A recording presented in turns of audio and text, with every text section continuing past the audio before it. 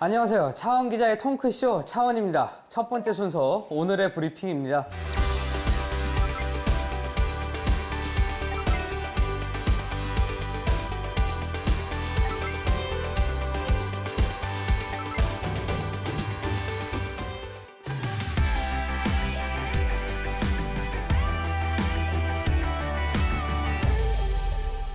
오늘의 브리핑 첫 번째 소식입니다. 전 세계 유일한 분단 국가인 대한민국, 국제사회는 우리 한반도 통일의 필요성에 대해서 어떻게 생각하고 있을까요? 통일연구원이 한반도 통일에 대한 외국인 인식을 알아보고자 8개국을 대상으로 2025 글로벌 통일 인식 조사를 실시했습니다. 조사에 응답한 나라는 몽골, 미국, 독일, 캐나다, 이탈리아, 폴란드, 스웨덴, 그리고 일본이었는데요.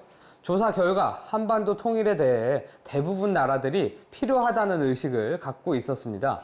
하지만 통일이 현실화될 수 있다는 응답은 27.1%에 불과했는데요. 여기서 가장 주목할 만한 나라는 독일입니다.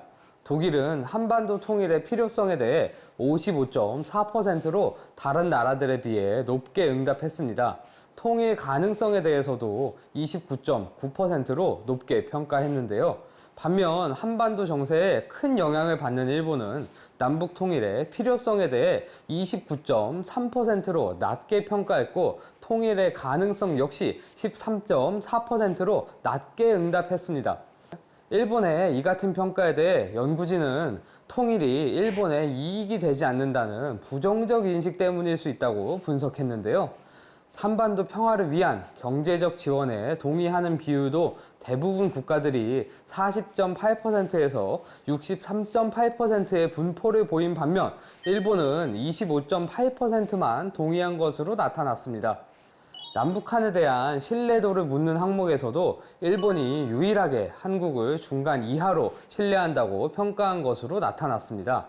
일본을 제외한 7개국은 남한에 대한 신뢰도를 5점 만점에 3점 이상으로 답했고, 북한은 8개국 모두에서 신뢰도 3점 미만을 기록했습니다. 조사를 진행한 통일연구원은 일본이 한반도 문제에 대한 지식 수준은 높지만 전반적으로 남북에 냉담하고 불신이 강한 태도를 보인 점이 특징이라고 설명했습니다.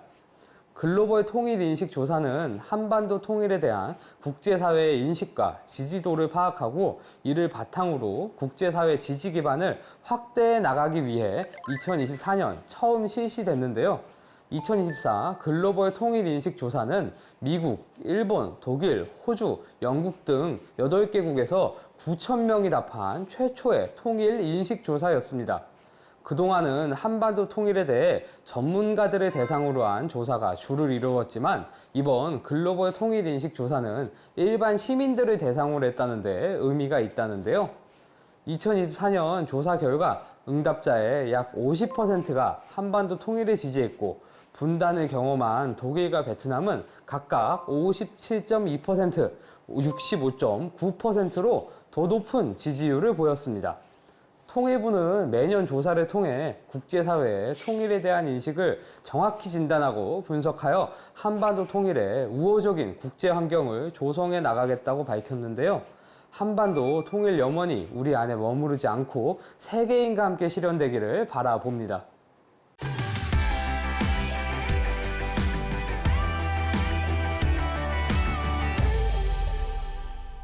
다음 소식입니다. 명절이 되면 우리 식탁이 평소보다 조금 더 풍성해집니다. 설날에는 떡국을 끓이고 다양한 전들도 맛볼 수 있는데요. 새해 첫날 북한 함경북도에 주둔한 군인들에게도 풍성한 명절 음식이 제공됐습니다. 설 명절 음식을 잘 준비해 군인들이 집을 그리워하지 않고 부대를 집처럼 느낄 수 있도록 하라는 지시 때문이었습니다. 그런데 이러한 지시 때문에 군관 아내들은 불만이 속출했답니다.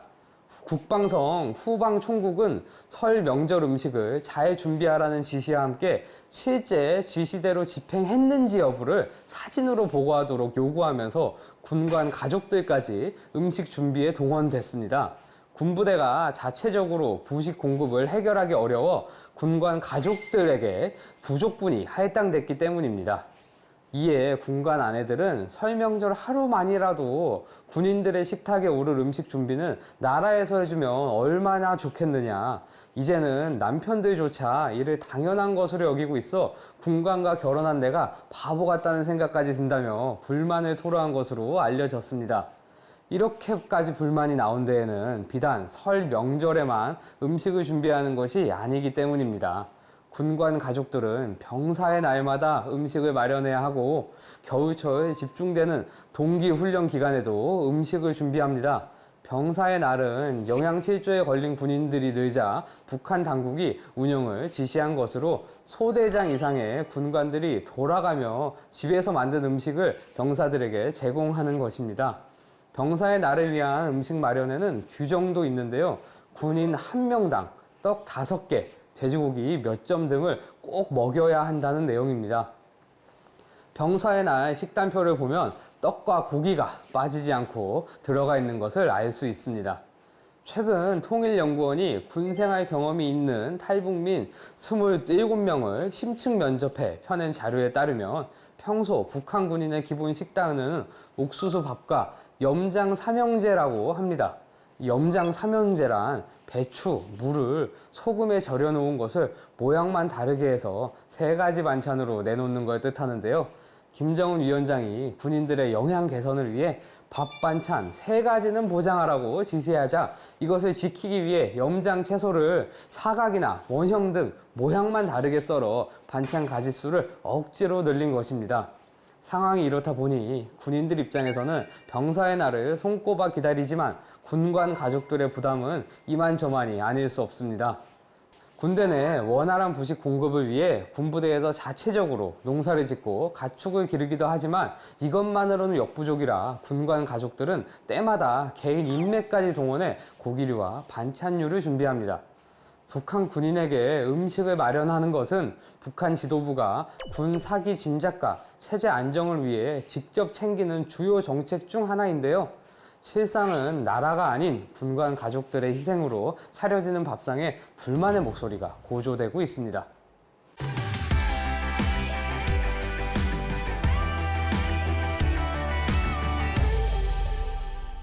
해마다 돌아오는 생일에 여러분은 무엇을 하며 보내시나요? 아마도 대부분 가족 또는 주변 지인들과 서로 축하 인사를 전하고 선물을 주고받는 게 보통일 겁니다. 북한 주민들도 생일에는 주변 지인들을 초대해 생일을 기념하는 문화가 일반적이라는데요. 다른 점이 있다면 생일에 미역국을 먹지 않는다는 겁니다. 북한에선 생일이 오면 보통 돼지고기 국을 먹거나 여름 생일이면 오이 냉국으로 된 냉면을 먹는다는데요. 생일상에는 국수와 만두, 송편 등이 올라간답니다. 또 2000년대 중반 이후부터는 개성공단을 통해 초코파이가 북한 전역에 유통되면서 생일에 초코파이를 마련하는 것이 일반적이 됐다는데요. 여기에 최근 북한 MZ들 사이에선 생일에 또이뜨를 먹는 게 인기랍니다. 또이뜨는 러시아어 토르트를 북한식으로 발음한 말인데요. 바로 케이크를 말합니다. 우리는 생일 케이크를 베이커리나 케이크 전문점에서 주문을 하지만 북한에는 그러한 상점들이 없기 때문에 일반 개인 집에 문의하면 또이뜨가 제작된답니다. 구하기 어려운 만큼 가격도 만만치 않은데요. 또이뜨의 가격은 2020년에 북한 돈으로 약 5, 6만 원 정도였습니다. 당시 북한에서는 5,000원권이 가장 큰 돈이었기 때문에 형편이 좋은 집에서만 또이뜨를 구매할 수 있었는데요. 최근엔 일반 주민들의 자녀 생일상에도 또이뜨가 올라온답니다. 이러한 생일 케이크 문화는 한국 드라마 장면을 통해 전파되면서 시작됐다는데요. 북한 당국이 이를 자본주의 문화라며 통제를 하고 있어서 몰래 생일 파티를 하기도 한답니다. 태어난 날을 기념하는 생일, 언젠가 남북이 하나 되는 날 통일된 한반도로 새로 태어남을 기념하며 남북이 모두 다 함께 케이크에 촛불을 붙이고 큰 소리로 노래할 날이 오기를 고대해 봅니다.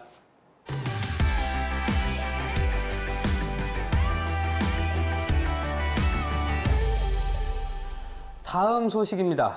6.25 전쟁 전후 사상 전향을 거부한 채 장기간 복역한 인민군 포로나 난파 간첩을 우리는 비전향 장기수라고 부릅니다. 현재 우리나라에는 북한 송환을 원하는 비전향 장기수가 6명 남아 있는데요. 이들이 다시 북한으로 가는 길이 쉽지가 않습니다. 우리나라는 1993년 3월 김영삼 정부가 출범한 뒤 이인모 씨가 처음 북한에 송환됐고, 김대중 대통령의 평양 방문 직후인 2000년 9월에 63명이 대거 송환됐습니다. 당시 북한은 북송된 비전향 장기수들에 대해 영웅들의 귀환이라며 크게 환영했습니다. 북한은 대규모 군중을 동원해 환영 집회를 열고 TV에 출연시켜 이들의 영웅담을 홍보했습니다. 특히 이인모 씨는 기념 우표까지 발행할 정도로 그의 귀환을 크게 부각시켰습니다. 그런데 지금은 그때와 상황이 크게 달라졌습니다. 비전향 장기수들이 송환을 원하고 우리 정부도 그들이 북한으로 돌아갈 수 있도록 방안을 추진하고 있지만 북한이 묵묵부답입니다. 현재 북송을 요구하는 6명은 2000년 대규모 송환 때 남한에 남아 미군 철수 투쟁을 하겠다면서 스스로 잔류했던 사람들인데요. 100살이 가까운 고령의 생활고까지 겹치자 북한 송환을 요구하고 나선 겁니다. 이들 중 95세 안학섭 씨는 인공기를 들고 북한으로 가겠다며 통일대교를 건너다 제지를 당하기도 했습니다. 이재명 대통령은 통일부 업무보고에서 남북한 협의를 통한 송환이 어려운 점을 고려해 여건을 만들어주고 중국을 거쳐 평양행 비행기를 타도록 하는 방안은 어떨지 통일부의 판단을 물었습니다. 정동영 장관은 중국 선양으로 가서 북한으로 입국하는 방안을 추진하는 단계에 있음을 밝히며 문제는 북한이 이들을 받아줘야 하는 것이라고 대답했습니다. 이러한 방법을 통해 북한으로 갈 경우 가장 중요한 건 중국에서 북한의 비자를 발급받아야만 하는 건데요. 현재 북한이 아무런 반응을 보이지 않고 있는 겁니다. 전문가들은 북한이 송환 요구에 응답할 가능성은 적다고 보고 있습니다. 비전향 장기수들이 수십 년간 공산주의 신념을 버리지 않고 미군 철수 운동을 한 공로가 있기는 하지만 100살 가까운 노인들을 데려가 정치적 선전 도구로 활용하기에는 그 가치가 떨어지기 때문인데요. 고령의 비전향 장기수 송환 문제를 해결하기 위해선 정치적 이념 논쟁은 넘어 인도적 차원에서 남북의 사회적 합의가 절실히 필요하겠습니다.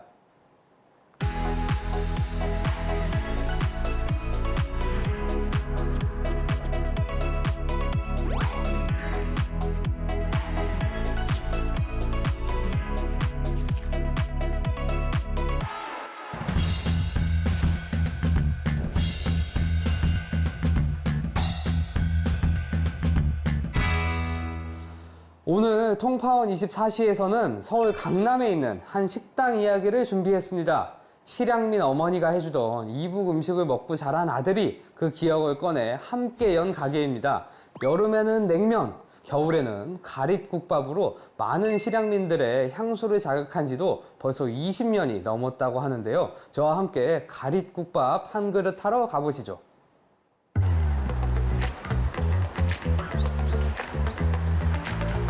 네, 안녕하세요. 차원입니다. 저는 지금 서울 시내 강남 한 복판에 나와 있고요. 이곳에서 또 북한식 음식을 파는 곳이 있다고 해서 먹으러 와봤습니다. 굉장히 춥거든요. 오늘 날씨를 한번 제가 보여드리자면은 지금 영하 2도입니다. 네, 잘 담기는지 모르겠지만요. 영하 2도에 아주 추운 날씨고요. 이런 영하의 날씨에 또 국밥이 많이 생각이 나잖아요. 속도 든든하게 채우고 그러고 가도록 하겠습니다.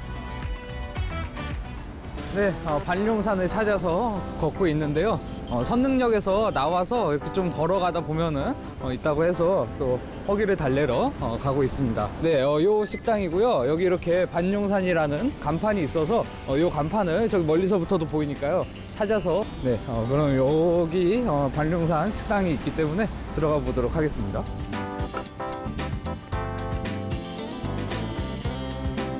네, 한번 들어가 보도록 하겠습니다. 사장님 안녕하세요. 네, 반갑습니다. 네.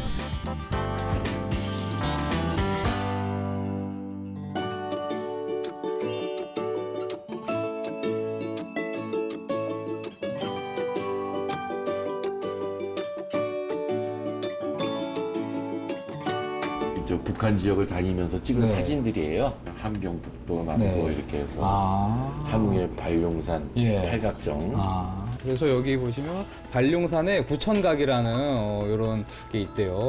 아, 멋있네요.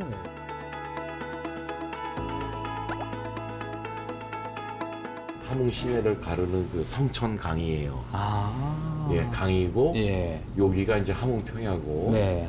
내가 말씀을 드렸는데 여기가 이제 네. 다리인가요? 예, 만세교라고 예. 다리라고 하더라고요. 아, 이 다리로 넘어갈 수가 있는 만세교. 아, 만세교군요. 아, 이 사진을 직접 이렇게 볼 수 있으니까 더 좋네요. 예. 아, 이분이 어머니시군요. 예, 2008년에 TV에 때 같이 나오셨었군요. 요거 3학년 때 아, 진짜요? 지금 오. 이 5분 중에 어느 분이십니까? 네 번째 분이요. 아, 요 분이 어머니. 아, 그 위에 또 신문 이렇게.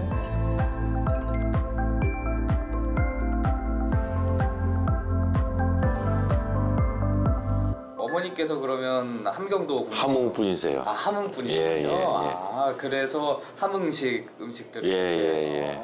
그러면은 함흥식 음식을 평생 어머니의 손. 네, 쭉 어릴 때부터 먹고 자랐죠. 그 어머니께서 해주셨던 음식들 중에 특별히 좀 기억나시는 음식들 있으십니까? 네, 제일 기억나는 건 이제 그 함흥식 녹말국수라고 그거가 제일 이제 저는 뭐 최애 음식이고 그다음에 이제 가리국밥 예. 있고 아, 또 함흥식 냉면도 네. 있고 예, 그렇습니다. 식당 이름 반룡산으로 지으신 이유가 뭡니까? 반룡산이 이제 함흥에서 대표적인 산이에요. 함흥에 있는 산. 예. 그리고 그 함흥 사람들은 이제 반룡산을 늘 이렇게 얘기하고 반룡산이 그 태조 이성계의 고향이기도 하고 반룡산에 가면 이제 그 이성계가 이제 말 타고 무술 연습을 했다는 그 치마대가 있다고 하더라고요.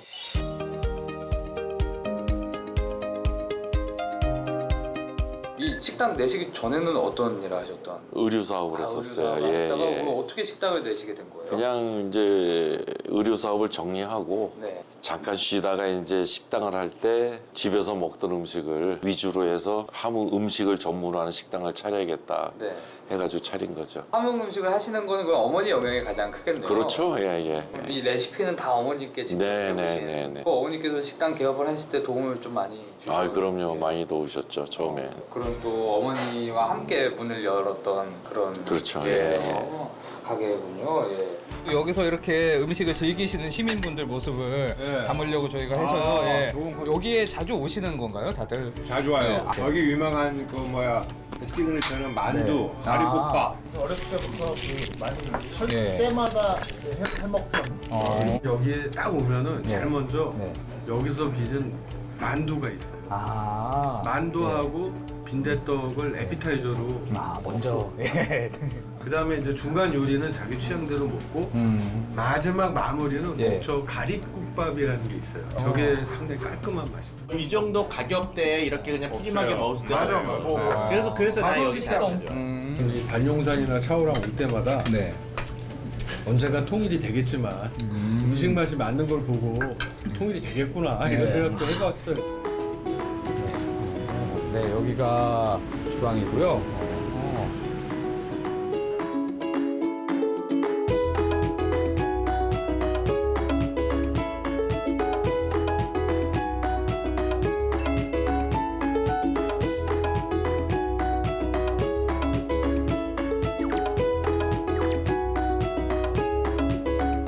가리국밥은 밥이기 때문에 먼저 밥을 담아주시고요. 이고요. 네, 선지 들어가고요. 네, 두부 들어가고요. 파 들어가고요. 가리국밥의 핵심이죠. 가리가 들어가고 있습니다. 네, 고기 육수를 같이 쓰시나요? 예, 그 네. 온면하고 네. 또 가리국밥을 육수는 같이 쓰고 있습니다. 아. 완성된 가리국밥의 모습입니다. 오, 오.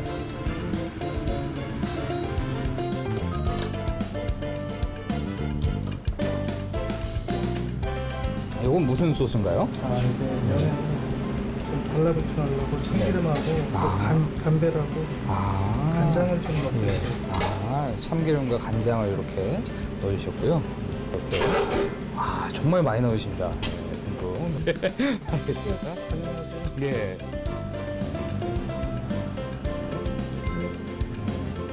파랑 계란까지. 예. 마지막에 다대기 이렇게. 예.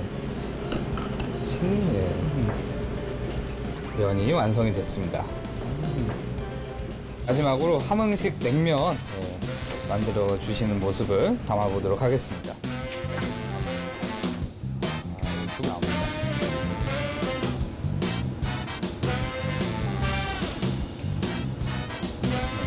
큰 뜰채로 면을 건져내시고요. 네, 찬물에 한번 이렇게 해야 더 쫄깃해지는 거죠? 아, 얼음에까지. 예.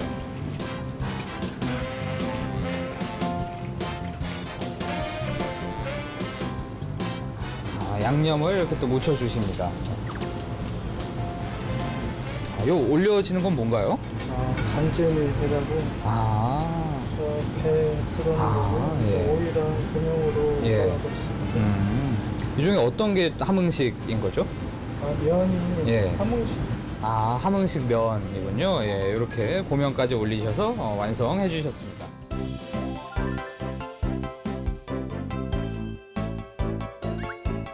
녹말국수입니다. 아, 녹말국수군요. 예, 녹말국수. 이게 가리국밥입니다.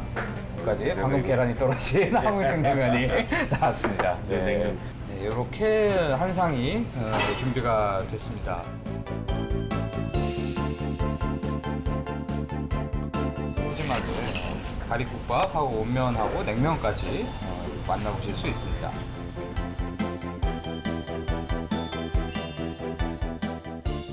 네, 우리 추억의 두부 있습니다. 저 파주 갈 때마다 먹었죠. 우리 장단콩 두부 먹어서 굉장히 반가운 우리 두부 친구 여기 있고요. 그다음에 계란 있네요. 네, 계란 시단 이렇게 만들어서 올려놓으신 모습도 보실 수가 있습니다. 그다음에 선지가 있습니다. 예, 이 선지 좋아하시는 분들 혹은 또 철분 부족하신 분들 여기서 드시면은 굉장히 건강한 식사가 되겠네요. 선지가 또 많이 있습니다. 예. 마지막으로 우리 하이라이트 이 갈비입니다. 네, 고기가 정말 많이 들어있어요. 근데 이 전체적인 조화가 굉장히 훌륭하기 때문에 여기서 이렇게 한 끼 드시면은 굉장히 만족스러운 한 그릇이 되지 않을까 싶습니다. 가리 국밥이잖아요, 이게. 근데 이 가릿이 함경의 함경도 말이라고 합니다. 함경도에서는 갈비를 가리라고 부른다고, 저기 가리는 갈비의 함경도 사투리입니다. 라고 벽에 또 기원을 찾아볼 수 있게 문구가 붙어 있고요. 이렇게 계란도 있고 갈비도 있고 한번 먹어보도록 할게요.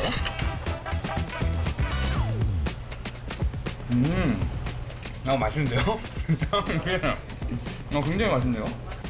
제가 어제 또 술을 많이 먹었는데 요거 국물 한 번에 싹 이제 해장이 되는 것 같은 그런 느낌이 드네요. 요거는 아마 우리 안성재 심사위원이 먹어도 90점 바로 나올 법한 그런 퀄리티의 국밥이네요. 함흥식 녹말국수도 면 한번 볼까요?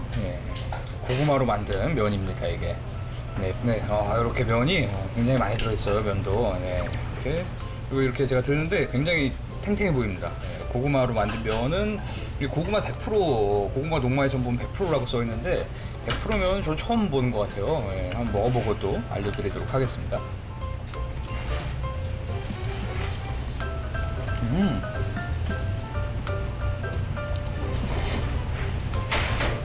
재밌네요. 고구마 맛이 많이 나진 않고요. 고소한 향이 있잖아요. 그게 굉장히 잘 느껴집니다. 여기는 진짜 방송 아니고서라도 저희 가족들 부모님 모시고 한번 꼭 와봐야겠어요. 진짜 그런 생각이 들 정도로 굉장히 또 우리가 여기저기서 많이 먹어볼 수 있는 그런 맛은 아니잖아요. 요 고구마로 만든 면도 그렇고.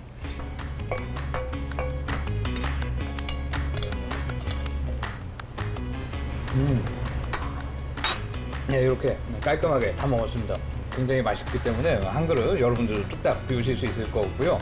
이게 반찬이 좀 많이 남았는데 너무 맛있기 때문에 밑반찬도 맛있다고 말씀을 해주셨는데 손이 안 갈 정도로 굉장히 맛있는 새 그릇이었습니다. 사장님, 아까 저 가리국밥 제가 먹었잖아요. 이 국밥의 이름이 왜 가리국밥인지 또 어떤 요소들이 있는지 한번 설명을 직접 듣고 싶습니다. 원래 이제 가리라는 말이 그 갈비의 사투리예요. 예. 그래서 국물 자체가, 육수 자체가 갈비, 사태, 양지, 사골 등을 이제 쓰죠. 그 국물이 굉장히 깊고 또 고기 향이 굉장히 잘 느껴지더라고요. 그러니까 고기가 많이 들어가야 돼요, 육수에. 아, 고기를 아끼지 않으시네요. 예, 그래야 이 육수 맛이 깊죠. 예. 실제 보니까 고기가 정말 많아서 먹어도 계속 나오더라고요. 이 가리국밥이라는 거는 한경도 사람들이 대부분이 아는 건 아니고 그 특히 그 함흥 지역이 함흥 지역을 위주로 해서 이제 그분들이 좀 종종 이렇게 몇몇 집에서 이렇게 유지가 됐던 거죠. 원래 북한의 음식에 대한 그 정통성은 피난 내려오신 분들이 더 갖고 있어요. 왜냐하면은 북한에 남아 계셨던 분들은 물론 그 음식에 대해서 잘 알겠지만 식재료 문제나 이런 거에 대해서 현재 뭐 수급이 그런 게 없어서 오히려 그 정통성은 그 실향민들이 더 갖고 있어요. 피난 내려오신 분들이. 어머니께 드리고 싶은 말씀은 마지막으로 어머니지만 듣겠습니다. 고등학교 졸업반 때 피난 내려오셔가지고 고생하시고 하여튼 뭐 고맙죠. 뭐 살면서 항상 저는 이제 그 함흥 고향에 대해서 얘기를 어릴 때부터 많이 들었고 자라면서 또 그 어머니의 그걸 또 이어서 제가 또 밥벌이를 하잖아요. 그러니까 감사하죠. 사장님에게 반룡산이란 질문이 있습니다. 가정, 가족, 뭐 부모 이런 게 가장 떠오르는 이게 브랜드죠. 부모님의 고향을 브랜드로 내세워서 식당을 하면서 거기에 이제 걸맞게 하려고 노력을 하고 있죠. 그 반룡산답게 함흥 분들의 즐겨 드셨던 그거 음식답게 만들려고 노력을 하죠. 그래서 자부심을 갖는 거죠.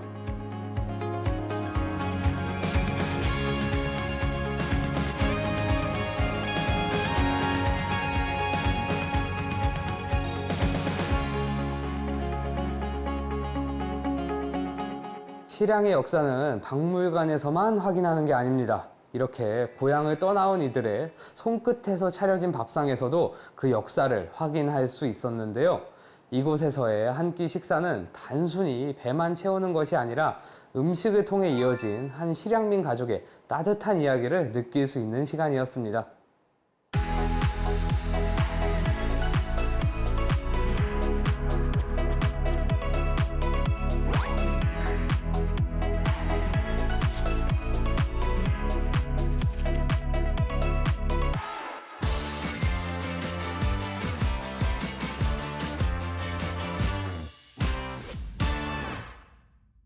나는 우리나라가 세계에서 가장 아름다운 나라가 되기를 원한다. 가장 부강한 나라가 되기를 원하는 것은 아니다. 오직 한없이 가지고 싶은 것은 높은 문화의 힘이다. 문화의 힘은 우리 자신을 행복하게 하고 나아가서 남에게 행복을 주기 때문이다. 올해로 탄신 150주년을 맞은 백범 김구 선생의 백범일지 중 나의 소원에 나오는 이야기입니다. 한국의 정신과 예술이 세계 무대에서 꽃피우는 그런 미래를 꿈꿨던 통찰이었는데요. 그리고 마침내 오늘날 그 비전이 실현되고 있죠. 김구 선생님이 하늘에서 웃고 계실 것 같은데요. 오늘은 바로 한반도의 이 문화를 집중 탐구해 보겠습니다. 여러분도 잘 아는 노래 방탄소년단의 다이너마이트죠. 방탄소년단은 2020년 이 노래로 빌보드 핫100 1위를 차지하면서 K-팝 역사를 완전히 새롭게 썼습니다. 이후에 K-팝이 전 세계 공용어처럼 들린다는 극찬이 따라왔죠. 실제로 이제는 세계 어디를 가도 이 K-팝 음악을 듣는 것이 이상한 일이 아닌 시대가 됐습니다. 이후에도 블랙핑크, 뉴진스, 아이브, 르세라핌 등 K-팝 뮤지션들이 빌보드와 스포티파이 차트를 휩쓰면서 미국, 유럽, 라틴 아메리카 등 전 세계 시민들을 사로잡았는데요. 그래서 2023년에는 전체 K-팝 해외 매출이 무려 1조 원을 돌파하기도 했고요. 이들의 월드 투어 콘서트 티켓이 지금도 전 세계에서 불티나게 팔리고 있죠. 김구 선생의 문화 세계화 꿈이 음악과 춤으로 실현되고 있는 겁니다. 다음 분야는 제가 또 굉장히 좋아하는 우리나라 K-드라마와 영화입니다. 역시 대박이 났죠. 가장 먼저 떠오르는 작품은 아무래도 넷플릭스의 오징어 게임인데요. 공개 직후에 바로 비영업권 드라마 사상 최고 기록들을 갈아치웠고요. 그 결과 미국 방송계 최고로 꼽히죠. 에미상에서 황동혁 감독이 감독상을 주연을 맡은 배우 이정재 씨가 나무주연상을 받는 등 모두 6개 부문을 휩쓸었습니다. 감독상을 비영어권에서 받은 사례도, 나무주연상을 아시아 국적 배우가 수상한 일도 74년 에미상 역사상 처음 있는 일이었죠. 이미 사실 그전에는 영화 부문에서 또 세계를 놀라게 한 대박이 있었습니다. 바로 봉준호 감독의 제작 기생충입니다. 이 기생충이라는 작품이 아카데미 작품상, 감독상, 각본상, 국제장편영화상까지 4관왕을 차지했었죠. 저도 그날 TV로 생생하게 봤던 기억이 지금도 새록새록한데요. 한국 영화의 역사를 새로 썼습니다. 마지막으로 애니메이션 분야입니다. K-팝 데몬 헌터스 작년 최고의 히트작이었는데요. K-팝을 주제로 해서 전 세계에서 흥행했죠. 캐대한 열풍이 전 세계를 휩쓰면서 작년 7월 한 달간 서울을 찾은 외국인 관광객이 재작년 같은 달 대비 23.1% 증가한 136만 명을 기록하면서 역대 최대를 기록했습니다. 어린이 애니메이션 분야도 빠질 수가 없는데요. 핑크퐁의 상어 가족 전 세계를 놀라게 했죠. 조회수가 무려 1억 6천 회가 넘었는데요. 이 상어 가족은 유튜브 누적 조회수 1위, 유튜브 최초로 100억 회를 돌파하면서 기네스북에까지 등재됐다고 하는데요. 이처럼 대한민국의 문화는 전 세계인을 사로잡는 아주 중요한 분야로 자리 잡았습니다. 대한민국 문화가 세계를 사로잡는 모습을 보면 자부심이 저절로 생기게 되죠. 이 백범 김구 선생님의 꿈이 K-팝, K-드라마, K-애니메이션으로까지 실현이 됐으니까요. 하지만 그러면서도 또 한 가지 아쉽고 김구 선생님께 다음 세대로서 죄송스러운 점이 한 가지가 있습니다. 바로 북한이 함께해서 우리 한반도 전체의 문화가 알려졌다면 얼마나 더 좋았을까 하는 마음입니다. K-팝 데몬 헌터스 속에 이 혼문을 남한과 북한의 헌트릭스가 함께 지키는 모습이었다면 더 멋있지 않았을까 하는 생각인데요. 제가 이렇게까지 아쉬워하는 이유는 단순히 통일 때문만은 아니고요. 북한이 사실 애니메이션 강국이기 때문입니다. 세계 애니메이션 백과 설명에 따르면요, 김일성 위원장은 전쟁 직후부터 아동영화 제작을 독려했다는데요. 1956년 김정일의 교시에 따라 조선 국립영화촬영소 내에 만화영화연구원이 설립되었고 1960년 북한 최초의 애니메이션인 쇠도끼와 금도끼, 신기한 복숭아가 제작됐습니다. 1965년에는 조선 아동영화 촬영소로 독립돼서 본격적인 애니메이션 제작에 들어가게 됩니다. 이후 1972년에는 김정일 위원장이 애니메이션은 아동의 나이와 심리적 특성에 맞게 제작되어야 하며 아이들이 감성적으로 받아들일 수 있도록 직접적 표현이 아니라 은유적 표현을 쓸 것을 주문했는데요. 그렇게 북한의 애니메이션은 주로 아동용으로 자리 잡게 됩니다. 그 결과 의인화한 동물 캐릭터를 통해서 우화 형식으로 주제를 전달하는 작품이 대세를 이루었는데요. 나비와 수탉, 날개 달린 용마, 다람이와 고슴도치, 호랑이를 이긴 고슴도치 등이 대표적인 작품들입니다. 그러다 1980년대 후반부터 본격적으로 급속히 산업이 팽창하게 되는데요. 1990년 이후에는 연간 20여 편가량이 제작됩니다. 다부작 아동 영화라고 불리는 시리즈물이 등장했고요. 작품도 내용과 형식이 다양화되는 양상을 보였는데요. 전성기를 맞이한 것이죠. 그러면서 전문가들 사이에서 령리한 너구리와 소년 장수가 이 시기를 대표하는 작품으로 꼽힙니다. 이 두 작품 한번 살펴보죠. 지금 보신 작품 령리한 너구리인데요. 령리한 너구리는 한 편당 15분 내외 독립된 이야기로 구성되어 있는데요. 주인공인 너구리가 영리하게 지식을 활용해서 동물 친구들과 문제를 해결하는 그런 과정을 그린 작품입니다.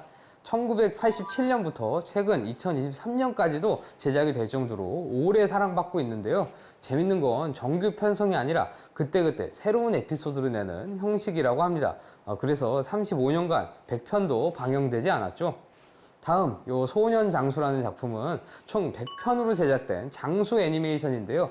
편당 이것도 20분 정도로 짧게 만들어졌습니다. 1990년에는 장편 애니메이션 호동왕자와 낭랑공주를 선보였고 산삼꽃, 범을 타고 온 소년 등 김일성과 김정일의 창작 동화를 애니메이션으로 만드는 작업도 이어졌습니다. 북한은 이렇게 쌓은 기술력을 바탕으로 1985년부터 외국 애니메이션 하청을 맡거나 합작하는 형태로 제작에 참여했는데요. 이탈리아 몬도사의 사자왕 신박, 프랑스 꼬리 마숑사의 레미제라블 등이 대표적 사례죠. 이외에도 러시아, 스페인, 프랑스, 독일, 일본 등의 애니메이션 제작에도 참여했고요. 2004년에는 중국 단동의 중국 기업가의 합작 형식으로 삼지연 창작사가 설립됐습니다. 남북의 능력이 출중하니 애니메이션 제작을 함께하면 정말 좋겠죠. 근데 사실 이미 남북은 애니메이션 분야에서 교류를 한 적이 있습니다. 우리 코너에서도 한번 다룬 적이 있는 1998년 현대그룹이 금강산 관광사업을 추진하고 2000년 남북 정상회담이 성사됐잖아요.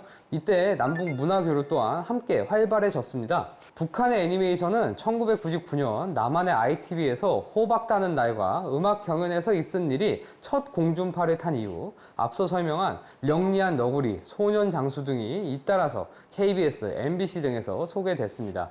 이 령리한 너구리라는 작품은 요 이름 그대로 방영이 되진 않았고요. KBS에서는 너구리와 숲속 친구들이라는 제목으로, 또 EBS와 SBS에서는 영리한 너구리라는 제목으로 방영이 됐죠. 북한에서 1970년대 이후 제작된 애니메이션은 대개 정치색이 노골적이지는 않습니다. 또 남북한의 문화 차이가 두드러지지도 않기 때문에 남북 교류 사업에서 우선순위로 거론이 된 겁니다. 이후에도 남북 합작 애니메이션이 몇 번 더 제작됐는데요. 그중 가장 유명한 것 바로 이것입니다. 뽀롱뽀롱 뽀로로인데요. 저도 어렸을 때 한창 뽀로로 보고 자란 세대죠. 바로 이 뽀로로가 남북 합작으로 일부 제작된 작품인 건데요. 뽀롱뽀롱 뽀로로는 2003년부터 6년에 아이코닉스, 오콘, 하나로통신과 북한, 삼천리 총회사가 함께 만든 작품입니다. 하나로통신이 투자 조건으로 남북 합작을 내걸면서 성사가 됐는데요. 동아일보 인터뷰에 따르면 이 뽀로로 아빠로 불리죠. 아이코닉스의 최종희 대표가 완성된 콘텐츠 수십 편을 노출하는 것보다 한 편이라도 같이 제작하는 게 더 교류의 효과가 크다고 봤고요. 따라서 흔쾌히 동의했다고 합니다. 그렇게 시즌 1과 시즌 2에 총 20편을 함께 만든 건데요. 이후에 뽀로로 아주 대박이 났죠. 이게 바로 남북의 애니메이션 제작 기술이 함께 만들어낸 대표적인 쾌거입니다. 최 대표는 비핵화 문제가 잘 풀려서 남북 관계가 개선되면 북한 평양이나 개성에 뽀로로 스튜디오를 만들고 싶다고 했다는데요. 기획 단계부터 남북이 함께한 작품을 만들고 싶다고도 했답니다. 저도 꼭 그런 날이 반드시 왔으면 좋겠는데요. 인터뷰 말미에 소개된 다음과 같은 말도 매우 공감돼서 여러분들과 함께 공유하기 위해서 제가 가져와 봤습니다. 아이들 보는 눈은 세상 어디나 똑같아요. 뽀로로가 꽈당하고 넘어지며 한국 아이도, 북한 아이도, 쿠바 아이도 까르르 웃죠. 남북이 같이 만든 애니메이션을 통해 세계 어린이들에게 하나된 코리아를 알리고 싶어요.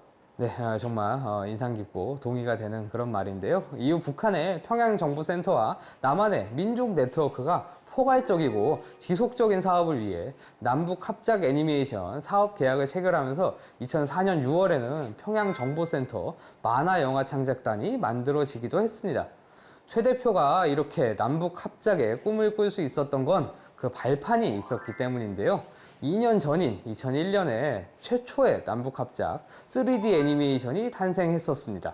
바로 한국의 하나로텔레콤과 북한의 삼천리 총회사가 계약을 맺어서 만들어낸 게으른 고양이 딩가입니다. 이것도 직접 한번 보실까요? 총 33편의 시리즈 중에서 17편을 합작으로 제작했는데요. 아마 한 번쯤 보셨을 것 같은데요. 꽤 익숙한 캐릭터죠. 게으른 아기 고양이 딩가라는 고양이가 움직이기 싫어하는 천성 때문에 생겨난 다양한 에피소드들, 그것을 1분짜리 스팟 애니메이션으로 만든 작품입니다. 마치 요즘 릴스나 쇼츠를 연상시키죠. 하나로텔레콤은 기획 단계와 음악, 음향, 더빙, 그리고 후반 작업을 맡았고요. 북한은 그래픽 프로그램을 활용해서 제작 과정을 맡았는데요. 결과는 대성공이었죠. 2001년 대한민국 영상 만화 대상 캐릭터 부문상, 2002년에는 대한민국 10대 캐릭터 선정 및 문화관광부 장관상을 수상했고요. 캐나다와 일본에 수출했고 캐릭터 상품 전문 업체인 홍콩의 미디어 링크사와 계약해서요. 싱가포르, 말레이시아 지역에도 방영권 및 캐릭터 이전 계약을 체결합니다. 여기에 그치지 않고 미국에도 진출했는데요. 미주 한국일보의 2002년 11월 당시 기사를 보면요. 게으른 고양이 딩가 뉴욕 상륙이라는 제목으로 당시의 상황을 설명합니다. 남북한 최초의 합작 애니메이션으로 네티즌들에게 사랑을 받아온 게으른 고양이 딩가가 캐릭터 상품으로 뉴욕 시장 공략에 나섰다. 최근 모닝 글로리가 수입해 지난 4일부터 매장에서 판매를 시작한 게으른 고양이 딩가는 한국의 하나로 통신과 북한의 삼천리 총회사가 공동 제작한 3D 애니메이션으로 그동안 공식 웹사이트를 통해 뉴욕 지역 한인 청소년 및 유학생들에게 관심을 끌어왔다는 이 기사의 리드문이 아주 인상적인데요. 당시 한인들도 이 애니메이션을 보면서 통일에 대한 꿈을 함께 키웠을 것 같습니다. 이후 2005년에는 북한 4.16 아동영화 촬영소와 코아 필름 서울, 미국 코아 필름이 합작한 최초의 극장용 장편 애니메이션 왕후심청이 남북한에서 동시에 개봉됐습니다. 최초의 남북 동시 개봉 작품이죠. 광복절에 맞춰서 그렇게 8월 달에 개봉을 했는데요. 같이 한번 보실까요? 고전소설 심청전을 재해석한 작품이고요. 북한 출신의 재미고표인 넬슨 신이 감독을 맡아 화제를 모으기도 했는데요. 기획과 후반 작업을 제외한 원화, 동화, OST를 북에서 제작했다고 합니다. 2000년대 후반부터 남북 관계가 급격하게 안 좋아지면서 사실상 교류가 끊긴 상태인데요. 특히 2010년 천안함 피격으로 인해 교역 중단 및 신규 투자 금지, 지원 사업 보류를 골자로 하는 5.24 대북 제재 조치가 단행되기도 했죠. 따라서 현재 남북 문화 교류는 사실상 단절 상태에 있는데요. 남북 합작 3D 애니들 같이 만들기로 한 게 몇 개 있었는데 모두 사업이 중단됐고요. 모란봉 악단 남측 공연 계획도 2018년에 논의하기도 했으나 역시 현실화되지 못했죠. 제가 특히 안타깝게 생각하고 또 관심 있는 거는요. 고려 궁궐터인 개성 만월대 복원 사업인데요. 개성 만월대 남북 공동 발굴 조사 사업은 대표적인 남북 사회문화 교류 협력 사업이고요. 남측 남북 역사학자 협의회 그리고 북한 민족화해 협의회의 합의에 따라서 2007년 첫 발굴 조사가 시작된 사업입니다. 당시 발굴된 유적들의 사진이 그때 그 역사관에 전시되어 있는 걸 저희가 직접 가서 봤었죠. 하지만 2018년 12월 이후 공동조사는 남북관계 악화로 중단된 상황입니다. 사진으로밖에 볼 수 없는 거죠. 국가유상천은 이미 작년 이 공동조사를 이재명 정부에서 다시 중점적으로 추진하겠다는 뜻을 밝힌 바 있는데요. 국가유산청은 이 K-헤리티지, 즉 K-유산은 문화강국의 원천이자 추진체라고 하면서 향후 정책 목표로 문화강국의 원천 K-헤리티지 국민 곁으로 세계 속으로를 제시했습니다.